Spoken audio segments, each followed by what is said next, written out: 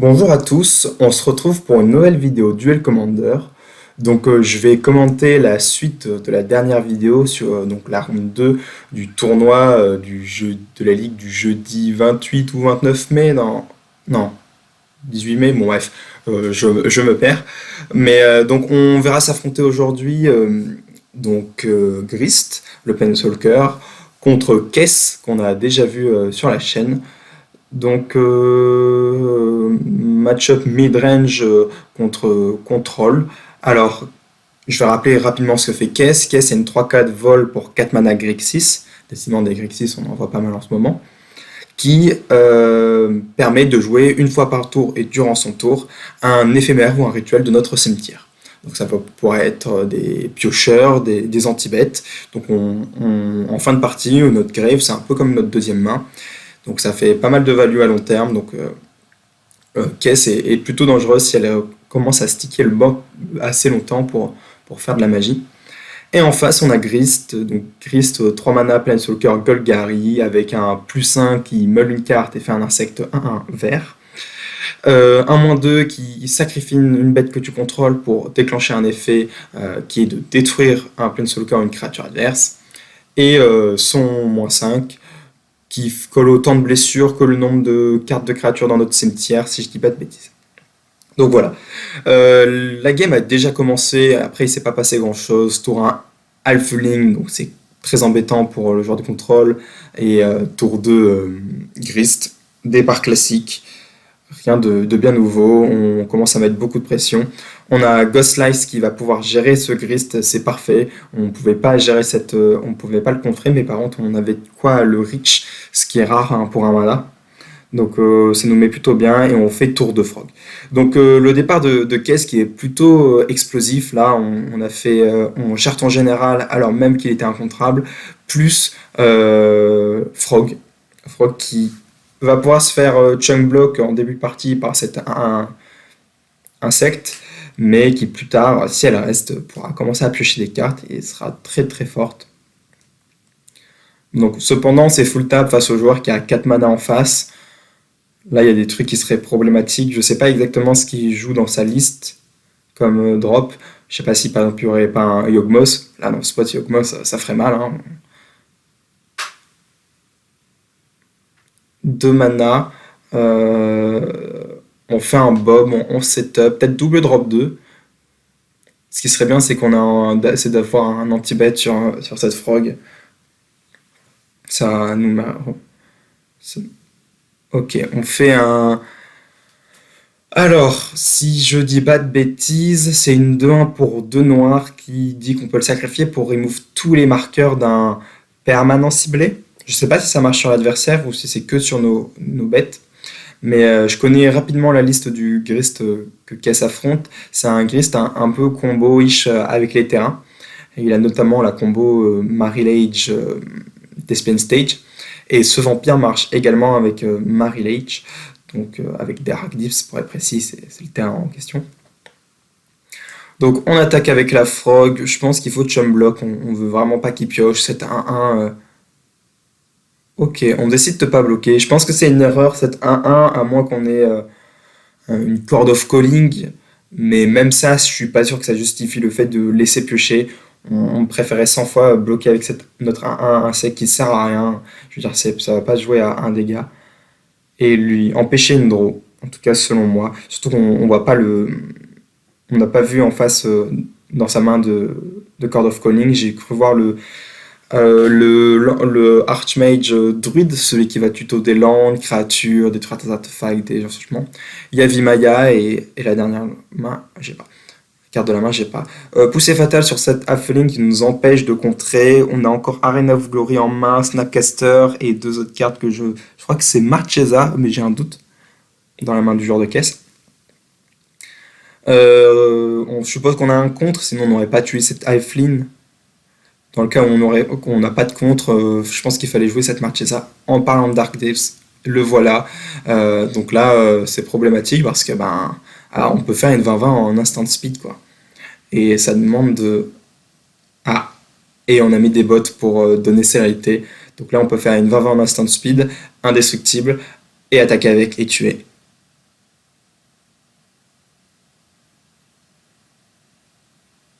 Du coup, il sacrifie, retire ses marqueurs. Mary Leach a plus compteur, du coup, elle crée sa 20-20, la 20-20 qu'on va équiper qui est indestructible. Et et il y a l'étal. Ok, bah, game très très expéditive, hein. En même temps, on pouvait pas se douter qu'il y avait bot plus Dark Daves en main. Euh, Même si en soi, il avait le tutor en main. Même si je sais pas. Et il y avait Maya, donc il pouvait le cast en landant. Mais ouais, c'était expéditif. Donc les bots plus la 20-20 qui sont plutôt fortes en l'état.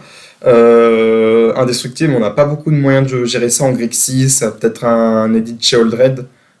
Ça nous permettrait de faire sacrifier la Vava, mais à part ça, il n'y a pas un masse de choses pour s'en débarrasser. Et comme on n'a pas beaucoup d'anti-terrain, bah globalement, je crois que c'est la seule réponse qu'on a une fois que la 20-20 est sur la pile. Si on a Brazen Borrower, mais ça fait pas énormément de, d'anti-bet disponibles. Ok, bon bah très très rapide, on va passer à la game 2. Qu'est-ce qui sera sur le play? Donc c'est intéressant, Grist combo-ish avec des landes, on voit pas souvent. Et en même temps, d'habitude Grist c'est plutôt mid-range, mais en soi ça reste une liste mid-range avec un petit upside de oups de temps en temps je combo. Et je trouve ça pas totalement déconnant, ça aide à faire des kills surprises quand l'adversaire en face ne connaît pas notre pack. Et on utilise bien les ressources de verre qui sont les tutos, créatures et terrain. Donc c'est j'aime bien ce genre de sweet tech. Ok. Donc maintenant qu'on s'est fait avoir une fois, on a l'info et on va essayer de plus trop se faire avoir sur ça. Par exemple, là, si on avait push la 2-1 au lieu de Halfling, on évitait cette séquence, mais on se doutait pas que ça servait à ça. Euh, ok, il y a Flame of Honor, je crois qu'il y a un counter spell, des lands, on keep. Et en face, il y a Yavimaya, land, un enchant à 1 là voilà, je sais plus, qui rampe. Et, euh, et je crois voir une Glissa. Ok. Et on joue Elvish Reclaimer. Donc ça, c'est un mana, un 2 on peut payer 2 sacrifier un land à tout moment en éphémère, en l'engageant évidemment, pour chercher un land dans notre bibliothèque et le mettre sur le champ de bataille engagé. Et il gagne plus 2 tant qu'on a 3 landes dans notre cimetière. Donc c'est plutôt solide. Si il stick le board, on va pouvoir faire par exemple tour prochain 2 mana, je fais sacrifier mon deuxième terrain pour aller chercher Dark Depths. Et comme on a une IFBA sur le board, et ben ça nous fera quand même de la mana. Donc là on a un tutor sur le board. Et donc bête plutôt solide quand on joue un pack un peu lands. Je sais pas s'il joue 1 milliard de terrains utilitaires, mais en tout cas il a au moins sa combo.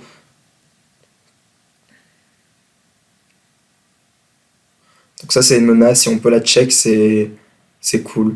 On va faire une duresse, land. On avait donc bien Glissa, on a Malévolante Rumble et on a Tamio Safekeeping. Ça peut être on le connaît, j'ai envie de dire, donc on peut tourner autour. Mais si l'adversaire décide de rester tout le temps un mana up, ça peut vite être embêtant de devoir toujours respecter la carte sur nos anti-bêtes. Et en même temps, Malevolent Rumble, ça va nous faire 4 de meul, on va récupérer un land, on va faire un nœud de radiation. Mais l'avantage, c'est que il fait pas ça au tour 2, quoi. Enfin, s'il fait ça au tour 2, il peut pas activer son Elvish Reclaimer. Et si on est en anti-bet, ok. On prend le Malevolent, ouais, c'est pas absurde, on connaît le safekeeping, on peut peut-être essayer de tourner autour. Et une fois qu'on l'aura passé, on l'aura passé. Et comme ça, ça nous évitait de prendre une mauvaise séquence où on fait Malevolent, on récupère un truc méchant, et tour d'après, 4 mana, on joue, enfin, on évite la rampe. C'est pas absurde. Même si du côté de Grist, on est plutôt ok, je veux dire, on perd notre drop 2, mais de toute façon, notre tour 2, il était dédié à aller chercher un land, donc Là, je crois qu'on joue la prismatique Vista et on la sacrifiera sans même aller fetcher, hein, on n'a pas besoin. Je sais pas si je joue Talon Gate of Madara, ça aussi il va falloir tourner autour dans le cas où on voudrait faire anti-bet dessus. True-Name Nemesis, on propose une cloque.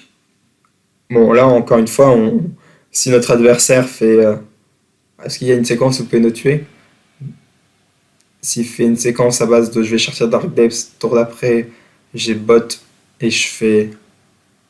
Ouais, non, c'est pas possible. On peut pas mourir tour d'après, donc c'est pas grave.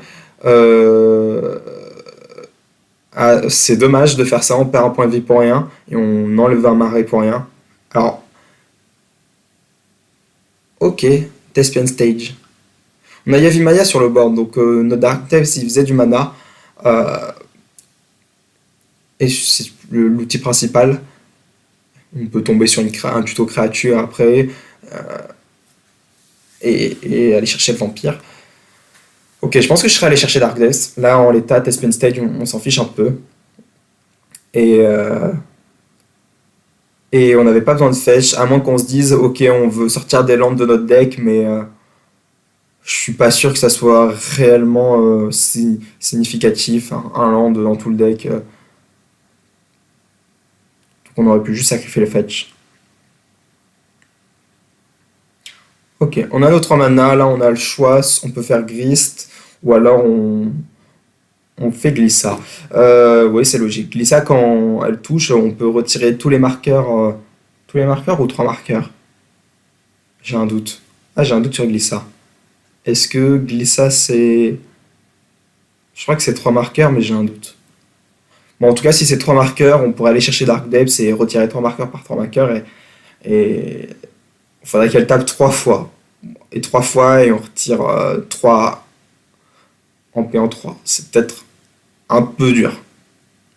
Mais c'est une éventualité. Et puis, de toute façon, Glissa, ça reste contact mortel initiative. Donc c'est un peu relou. Et en plus, ça fait piocher quand ça touche. Donc on fait Flame of Anor sur l'elfe. Ouais, et voilà, donc là, je suis pas fan du Spin Stage. À moins qu'on ait Dark Dex directement en main, et ça expliquerait beaucoup de choses. Sinon, bah, on peut plus aller chercher notre terrain fort. Ok, bon, la caverne du Harza, en soi, il peut aller le chercher encore, mais si là, il veut commencer à mettre en place son plan de jeu, Glissa, je retire mes marqueurs avec Glissa. Bon, après, il y a Tronam de Mésis en face, donc c'est pas possible. Donc je vais arrêter de dire n'importe quoi. Désolé. On joue rien, on veut certainement aller chercher, faire Dark Death un tour. Et puis, comme ça, on a Tamio Self-Keeping si notre adversaire veut faire un spot removal sur Glissa. Là, ce qui nous punirait vachement, ça serait de prendre un Stifle Effect sur la caverne d'Urza. Non, c'est pas le cas.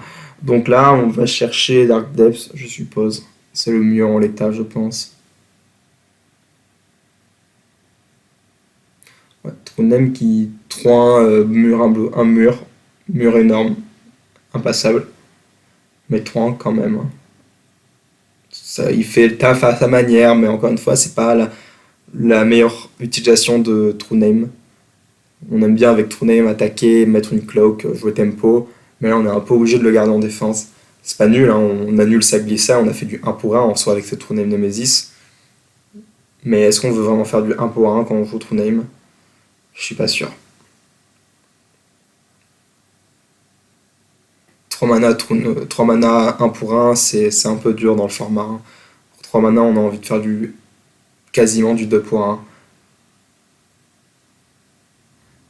avec des flashs qui reviennent sans cesse du cimetière, ou des bonsaïs bombardiers qui tuent littéralement. Donc, ok, on fait fin de tour, tutor éphémère flash. Ce petit MDFC, certainement le meilleur en termes de. Parmi ceux qui sont bicolores et qui arrivent engagés, qui fait tutor éphémère ou créature avec le flash, ou juste carte avec le flash, j'ai un doute, mais un des deux. Plutôt pas mal, là on pourra aller chercher une petite menace, vol à faire fin de tour d'adversaire pour commencer à mettre une pression. Ou simplement chercher un contre s'il nous manque un contre. Par exemple, une force of will, un stiff. Voilà, c'est pas mal. Effectivement, ça marche aussi. C'est même, je pense, la meilleure target. Là, on dit à notre adversaire, tu veux faire une 20-20? Ok, fais une 20-20. Moi, je la ferai sacrifier. On se prémunit des trucs méchants. Donc, ouais, ça, c'est le meilleur pick. Le problème, c'est que là, on n'a aucune menace, quoi. Là, il nous faudrait. Je sais qu'il joue quelques bêtes flash avec le vol. Donc, le mieux, ça serait de poser un land et faire une bête flash, peu importe, hein, une 2-1, une 3-3, peu importe, un truc avec le flash qui met quelques points. Parce que si la game s'éternise, ben. Alors, théoriquement, c'est à son avantage, mais c'est surtout celui à l'avantage qui piochera le plus de land. Et en l'état, j'ai pas l'impression qu'il en pioche beaucoup. J'ai cru voir une Nil, il faut la garder. Il la met au-dessus. Ok, donc ça doit être île, bonne carte ou. Ok, non, c'était une marée. Ou alors j'ai vu une île et il y a aussi une marée, ce qui est possible aussi. On dit fin de tour. Je crois que dans sa main, il a une 3-3 flash qui donne flashback à ses éphémères quand elle attaque, qui coûte 4. C'est un truc nouveau de Jumpstar, je crois. Orkish Bowmaster, ouais, on s'en fout, hein, de toute façon ça passera pas. Je veux dire, sur le board. Faut laisser, hein, je crois. Il a fait Orkish après le Preordain. C'est dommage. Ok, ok, oula. Ah ouais, donc le Orkish qui a été fait un peu trop tard, mais surtout, on décide de sacrifier notre true name pour contrer un Orkish. Waouh, je comprends pas beaucoup le play là. Parce que là, notre true name c'était notre seul out contre cette glissa. Enfin, du coup, maintenant, on va devoir gérer cette glissa alors qu'elle était très bien en 3-3 à rien. Ah, je suis. Il y a peut-être un autre plan en tête que je ne vois pas. Peut-être qu'il a ah, excusez-moi.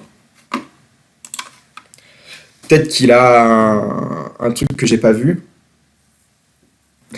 Excusez-moi, j'ai eu un petit problème. J'ai dû charger mon ordinateur, donc j'ai fait une petite coupure. Euh, Donc oui, je suis pas sûr que ce Bowmaster en valait réellement la peine. Parce que là, la Glissa, on va devoir la gérer. Et du coup, on, on paye deux cartes pour enfin, pour contrer le Bowmaster.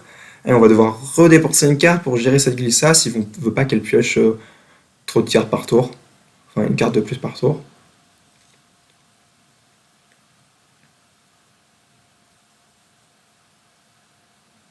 On a Fells of Profane en main, c'est un land. Ah, on décide de pas le. Bah oui, en plus on connaît le. On sait qu'il a comment dire, un- une protection en main. C'est-à-dire que maintenant, pour gérer cette glissa, s'il a tout un mana up, on va devoir anti-bet plus contre. Ah ouais, c'est. Oui, je comprends, il avait cette bête, il voulait faire peut-être que. Je crois que ça la caste pas gratuit, hein. C'est-à-dire que s'il attaque, là, il peut pas faire. Comment ça s'appelle déjà? Lorian Reveal gratuit, hein.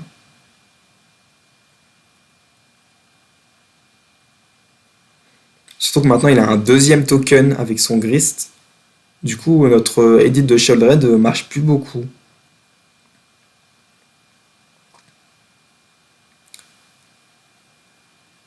Ok, donc c'est quoi le plan? Ouais, il a des anti-bêtes, mais je crois qu'il a toujours le Ghost Slice, il a encore en main. Il pourrait gérer le Grist avant qu'il monte trop. Et puis, attends, est-ce que ça protège les.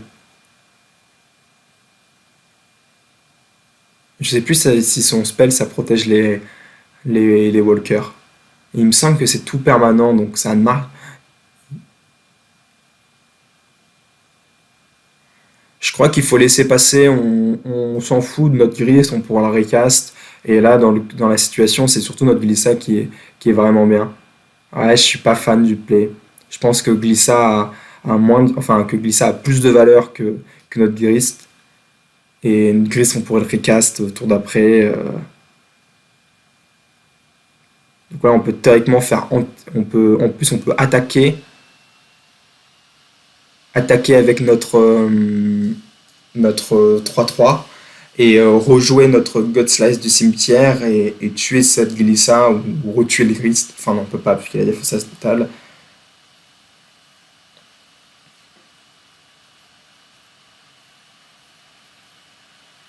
Là, on attaque dans Grist. Ok, qu'est-ce qu'il fait? 2 mana. On fait Edit de Sheoldred. Voilà, on fait Edit de Sheoldred. Ah, je suis pas. Est-ce que fallait faire cet Edit du Sheoldred? De toute façon, faut tuer cette Glissa, elle fait trop piocher. Euh, je- Et en même temps, Grist, il nous aurait tué notre bête. Ouais, vois si c'était le bon play, je crois. Faut attaquer.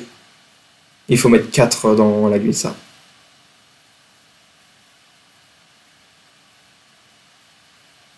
Qu'est-ce qu'il fait? Qu'est-ce qu'il attend?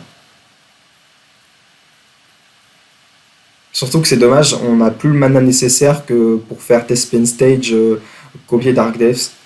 Du coup, en faisant ce play, non seulement on sécurise pas la vie de notre Glissa, mais on peut pas activer la Vava, menacer quelque chose.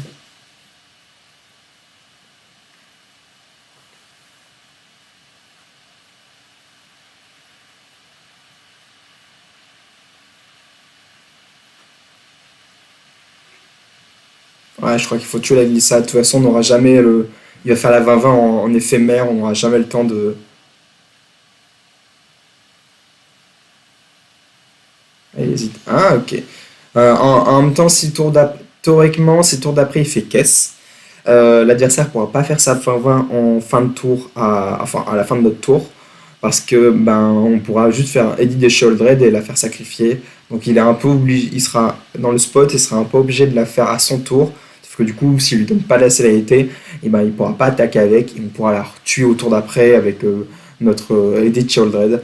Donc je peux comprendre le play.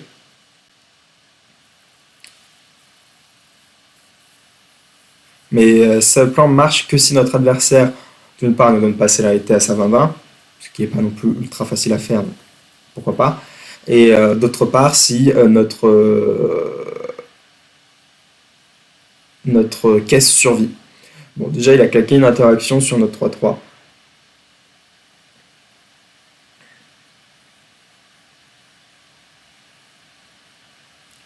Ouais, je suis pas sûr qu'il fallait gérer cette 3-3. Si on n'a pas d'autre anti-bet en main, il fallait, je pense, laisser la 3-3, faire fin de tour, je fais mon Dark Depths, et voir comment l'adversaire réagit. Et, euh, et si l'adversaire avait fait caisse, eh ben on faisait caisse, on tuait caisse, et ensuite on faisait notre 20-20. Et s'il avait attaqué avec sa 3-3, ben on le tuait, et sinon il devait bloquer avec sa 3-3. Et ensuite on aurait une 20-20 destructive, et ça restait ok, quoi. Ok, qu'est-ce que c'est que ce truc? C'est un tutor, il me semble.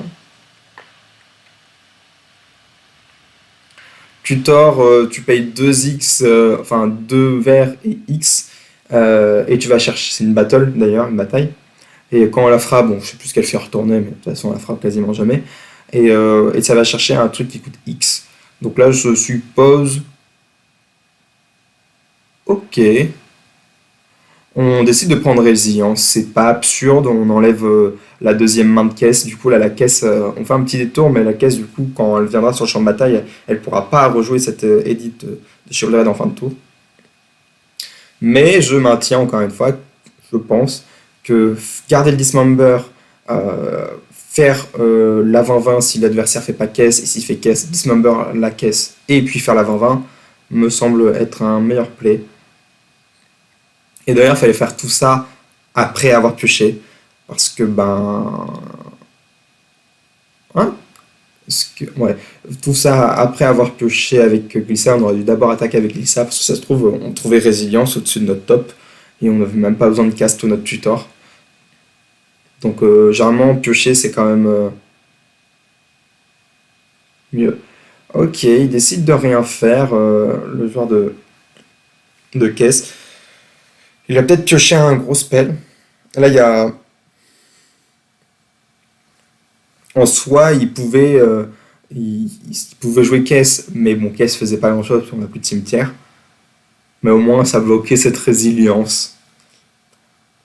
À moins qu'il ait pioché. Ok, ouais. Il a pioché un gros spell. Qu'est-ce que c'est que ce truc? Si c'est le spell, là, on peut payer X pour faire moins X à une bête. Il décide de tuer résilience.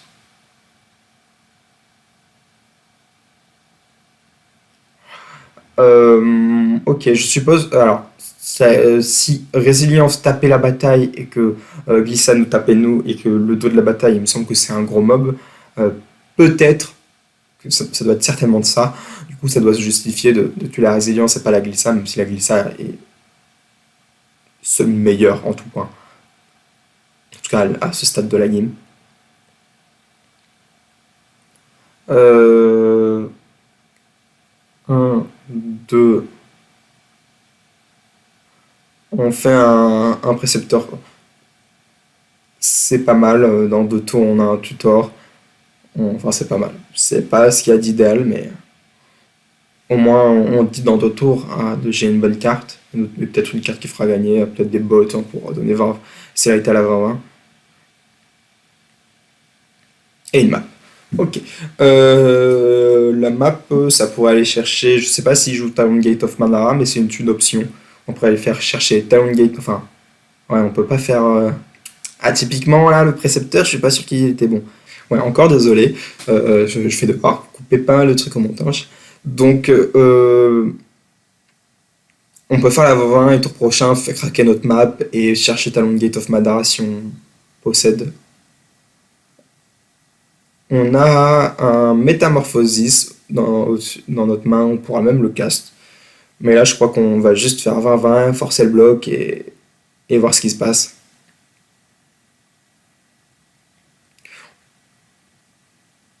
Hop, on garde bien Thespian Stage. Du coup, il se sacrifie. Bon, pour ceux qui ne connaissent pas, je vais rapidement l'expliquer. Dark Depths, si on n'a plus de compteur sur lui, il se sacrifie et on fait une 20-20. Et en fait, avec Thespian Stage, on va le copier. Règle des légendes oblige, on va devoir sacrifier Dark Depths qui a tous les compteurs. Mais Thespian Stage, il n'a plus de compteur. Du coup, quand il n'a plus de compteur, il va avoir son trigger qui se déclenche. Et ce trigger va naître, on va le sacrifier, et va faire naître une bonne 20-20 indestructible.